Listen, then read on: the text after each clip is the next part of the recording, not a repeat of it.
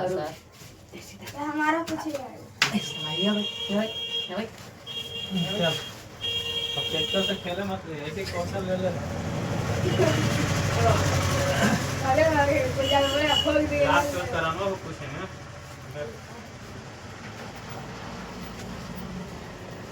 Doubt हो गया तो शुरू बना है ना, ऐसे होता है ना।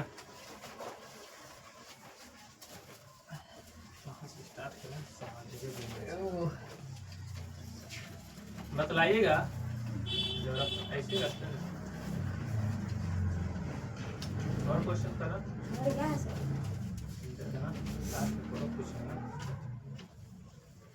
इतना याद होगा।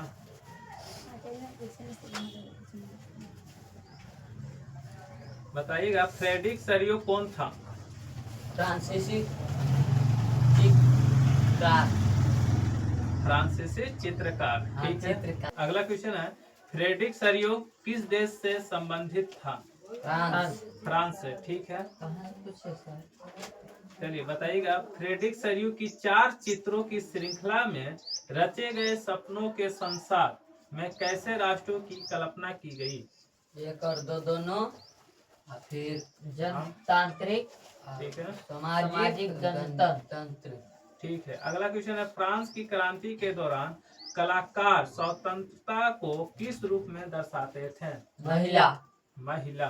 ठीक है, ऐसी सरकार या शासन व्यवस्था जिसकी सत्ता पर किस प्रकार का कोई अंकुश नहीं होता कहा जाता है? निरंकुशवाद। ठीक है, फ्रांस की क्रांति का अग्रदूत किसे कहा जाता है? रूसो को कहा जाता है। ठीक है, सामाजिक उपबंध सोशल कॉन्ट्रैक्ट नामक पुस्तक का लेखक कौन था? रूसो था। ठीक है, पहले तुम मनुष्य हो उसके बाद किसी देश के नागरिक या अन्य कुछ, यह कथन किसका है?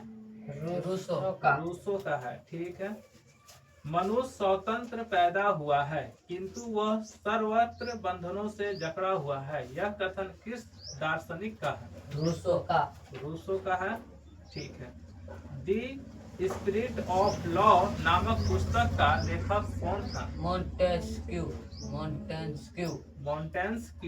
ठीक है, विश्व कोश नामक ग्रंथ की रचना किसने की? दिद्रो ने की। फ्रांस की क्रांति कब हुआ? 1789 ईस्वी में। डेट के साथ बताइए, फ्रांस की क्रांति कब हुआ? 14 जुलाई 1789 ईस्वी में। ठीक है, राष्ट्र की 14 जुलाई 1789। ठीक है, राष्ट्रवाद की अवधारणा का जन्म किस घटना से माना जाता है? फ्रांस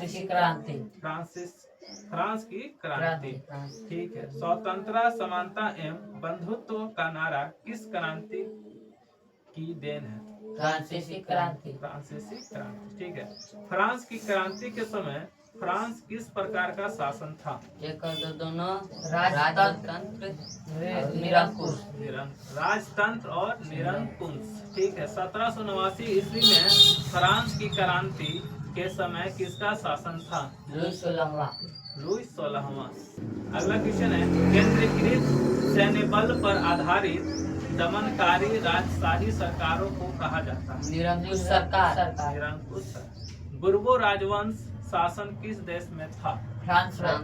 फ्रांस में था। सही है। बास्तीन किले का पतन कब हुआ? 1789 ईस्वी में बास्तीन किले का पतन हुआ था। ठीक है, अगला क्वेश्चन है किस राष्ट्र की सामूहिक पहचान को क्या कहते हैं? राष्ट्रवाद। ठीक है, राष्ट्रवाद में एक निश्चित भौगोलिक क्षेत्र में रहने वाली जनता इनमें से किनके द्वारा जुड़ी होती है? समान संस्कृति। ठीक है, समान इतिहास एवं धार्मिक मान्यताएं, भाषा और लोक परंपरा। ठीक है, समान संस्कृति, समान इतिहास एवं धार्मिक मान्यताएं, भाषा और लोक परंपरा। ठीक है, अगला क्वेश्चन है वह राज्य जहाँ की राजनीतिक सत्ता उसकी सांस्कृतिक सत्ता से मिलकर बनती है उसे कहते हैं? राष्ट्र राज्य कहते हैं। ठीक है, फ्रांसीसी क्रांति के बाद फ्रांस में कौन से राजनीतिक और संवैधानिक बदलाव हुए? राजतंत्र का अंत, नागरिकों के समूह को सत्ता मिलती, लोगों द्वारा राष्ट्र राज्य का गठन। ठीक है। राजतंत्र का अंत, नागरिकों के समूह की सत्ता मिली, लोगों द्वारा राष्ट्र राज्य का गठन। ठीक है। चुने हुए नागरिकों के समूह नेशनल असेंबली द्वारा क्या केंद्रीय प्रशासनिक व्यवस्था लागू की गई? सभी नागरिकों के लिए समान कानून, आंतरिक आयात निर्यात शुल्क की समाप्ति, माप तौल की एवं समान व्यवस्था। ठीक है। सभी नागरिकों के लिए समान कानून, आंतरिक आयात निर्यात शुल्क की समाप्ति, माप तौल में एक समान व्यवस्था। ठीक है। अगला क्वेश्चन है, मार्सिले किस देश की राष्ट्रभक्ति का गीत है? फ्रांस का। फ्रांस का है। ठीक है। लिब्रे क्या था? फ्रांस मुद्रा, फ्रांसीसी मुद्रा। फ्रांसीसी मुद्रा यानी पैसा। फ्रांस का वो मुद्रा था, पैसा था, है ना। अगला क्वेश्चन बताइएगा, साइंस से है, 1 मीटर फोकस दूरी वाले उत्तल लेंस की क्षमता होगी? एक डायोप्टर। ठीक है। और बताइएगा, दाढ़ी बनाने में किस प्रकार का दर्पण का उपयोग किया जाता है? अवतल दर्पण। ठीक है। अवतल दर्पण, क्योंकि उसमें चित्र जो है बड़ा दिखता है ना। चलिए, गोलीय दर्पण की फोकस दूरी एवं वक्रता त्रिज्या के बीच संबंध क्या है? आदि F बराबर R/2। F बराबर R/2। ठीक है। अगला क्वेश्चन है, बताइएगा प्रकाश के अपवर्तन की क्रिया में कौन सी भौतिक राशि अपरिवर्तित रहती है? आवृत्ति। ठीक है। मुख्य अक्ष के समांतर किरणें अवतल दर्पण से परावर्तन के बाद किरणें किस बिंदु से होकर गुजरेंगी? सी पर। F पर। हाँ, F पर सही आंसर है, फोकस बिंदु। हाँ। अगला क्वेश्चन बताइएगा, प्रकाश के अपवर्तन के कितने नियम हैं?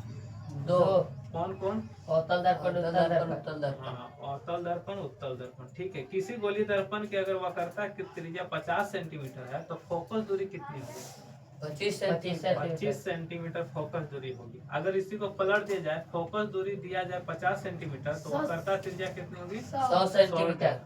डबल हो जाएगी, क्योंकि F बराबर R/2 है तो R बराबर हो जाएगा 2F, है ना, तो दुगना हो जाएगा। अगला क्वेश्चन, किसी उत्तल लेंस की फोकस दूरी हमेशा होती है? बताइए, किसी उत्तल लेंस की फोकस दूरी हमेशा होती है? प्लस बी यानी धनात्मक होती है। प्रकाश का वेग न्यूनतम होता है, किस चीज में न्यूनतम होता है प्रकाश का वेग? कांच में। सही है, शीशा में होता है। अगला क्वेश्चन है, 4D क्षमता वाले अवतल लेंस की फोकस दूरी होगी? 25 सेंटीमीटर। 25 सेंटीमीटर। ठीक है।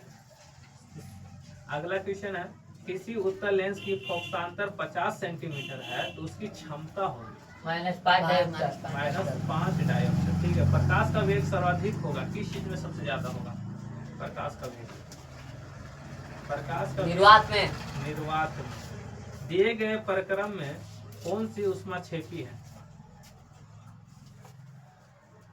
श्वसन।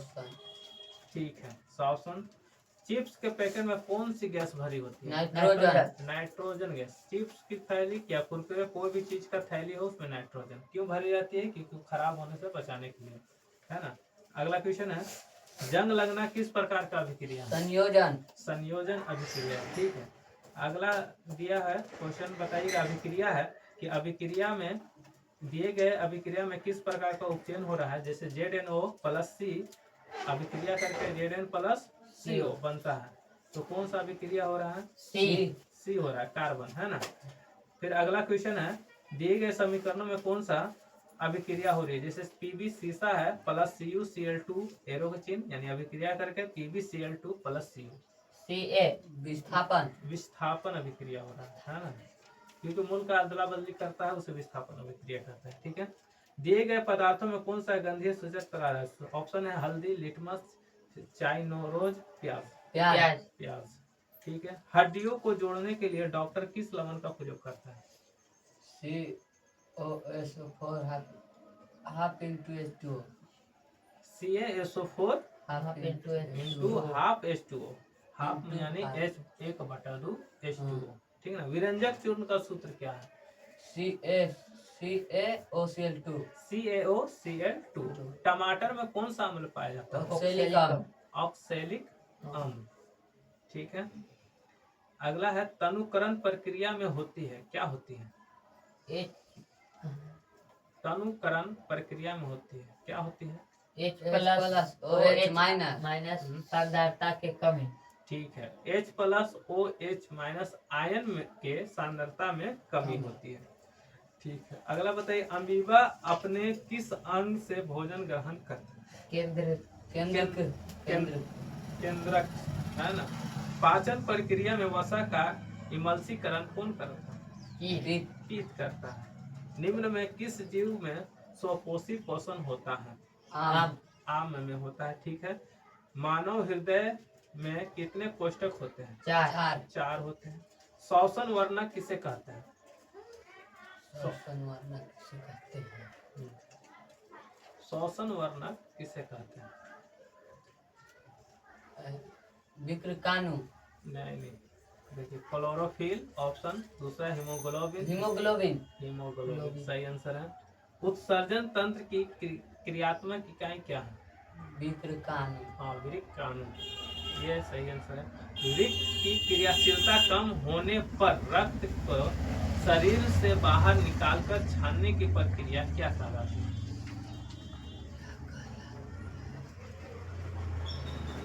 क्या कहलाती है? मूत्र का बनना, अपोहन। ठीक है। जनन की मुख्य घटना क्या है?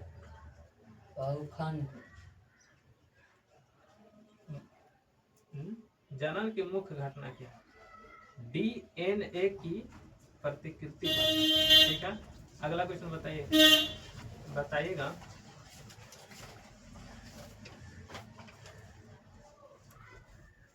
दूरी हमेशा होती है धनात्मक और ठीक है, धनात्मक होती है। ठीक है। विस्थापन होता है धनात्मक, ऋणात्मक, शून्य। ठीक है। विस्थापन के लिए सही है, या शून्य हो सकता है, या दूरी के बराबर हो सकता है, या दूरी से कम हो सकता है। ठीक है। दूरी के लिए सही है 2 और 3। विस्थापन के बराबर, विस्थापन से बड़ा। ठीक है। इकाई समय में तय की गई दूरी को क्या कहते हैं? चाल कहते हैं। ठीक है। चाल बराबर होता है दूरी बटा समय। दूरी बटा समय। चाल का ऐसा मात्रक मीटर प्रति सेकेंड। ठीक है। इकाई समय में निश्चित दिशा में तय की गई दूरी को कहते हैं वेग कहते हैं। ठीक है। वेग बराबर होता है दूरी बटा समय। दूरी बटा समय। विस्थापन बटा समय। वेग बराबर होता है विस्थापन बटा समय। ठीक है, बाद में याद आ रहा है। चलिए, वेग का एसआई मात्रक मीटर प्रति सेकेंड। ठीक है। वेग का मान हो सकता है धनात्मक, ऋणात्मक, शून्य। तीनों होगा, धनात्मक, ऋणात्मक, शून्य, तीनों हो सकता है। कुल तय की गई दूरी में कुल लगे समय से भाग देने पर प्राप्त होता है औसत चाल। कुल विस्थापन में कुल लगे समय से भाग देने पर प्राप्त औसत वेग। ठीक है। जब कोई वस्तु समयांतर के में असमान विस्थापन तय करता है तब उसे कहते हैं असमान वेग। वेग में परिवर्तन की दर को कहते हैं त्वरण कहते हैं। वेग में परिवर्तन की दर को त्वरण का एसआई मात्रक मीटर प्रति सेकेंड स्क्वायर। ओडोमीटर मापता है ओडोमीटर मापता है क्या मापता है? दूरी। ठीक है। हाँ, दूरी को मापता है। स्पीडोमीटर मापता है चाल को मापता है। ठीक है। ऋणात्मक त्वरण को क्या कहते हैं? मंदन कहते हैं। ठीक है। वस्तु का वेग एक समान रहने पर त्वरण का मान क्या होगा? एक समान रहेगा तो शून्य होगा। ठीक है। वस्तु का वेग समय के साथ बढ़ने से त्वरण का मान क्या होगा? धनात्मक होगा। वस्तु का वेग बढ़ेगा तो त्वरण का मान धनात्मक बढ़ेगा। और वस्तु का वेग समय के साथ घटने से त्वरण का मान होगा ऋणात्मक। v बराबर क्या होता है? v बराबर u U plus AT। U plus AT। अब S बराबर S बराबर हम्म, U प्लस यू प्लस एक एक बटा बटा दो दो AT2। AT square. S बराबर होता है UT plus half AT square, यानी UT प्लस 1/2 AT स्क्वायर, है ना। अब V स्क्वायर बराबर क्या होता है? V स्क्वायर बराबर U स्क्वायर प्लस 2AS। ठीक है, अगला बताइएगा, खट्टे स्वाद वाली वस्तुओं में कौन सा पदार्थ पाया जाता है? अम्लीय। अम्ल। अम्ल का स्वाद कैसा होता है? खट्टा। ठीक है, लिटमस पत्र पर अम्ल का क्या प्रभाव पड़ता है? लाल ना नीला लिटमस को लाल कर देता है। हाँ, नीला लिटमस को लाल कर देता है। ठीक है, किस प्रकार के आयन बनते हैं जब अम्ल को जल में विलय किया जाता है? लाल लिटमस को नीला कर देता है। नहीं। किस प्रकार का आयन बनते हैं जब अम्ल को जल में विलय किया जाता है? Hydro ion. अम्ल को जल में डालेंगे तो किस प्रकार का आयन बनेगा? Hydrogen ion. ठीक है, hydrogen ion H plus. Ion. ठीक है, क्या होता है जब नीला लिटमस को पत्र को HCl में डालते हैं? नीला लिटमस को अ, लाल कर देता है। नीला लिटमस लाल है। अम्लों का राजा कौन है? आम। HCl। HCl। वो फलों का राजा है। HCl है अम्लों का राजा, हाइड्रोक्लोरिक अम्ल जिसको बोलते हैं, है ना। चलो बंद कर दो, बहुत कुछ कर लो।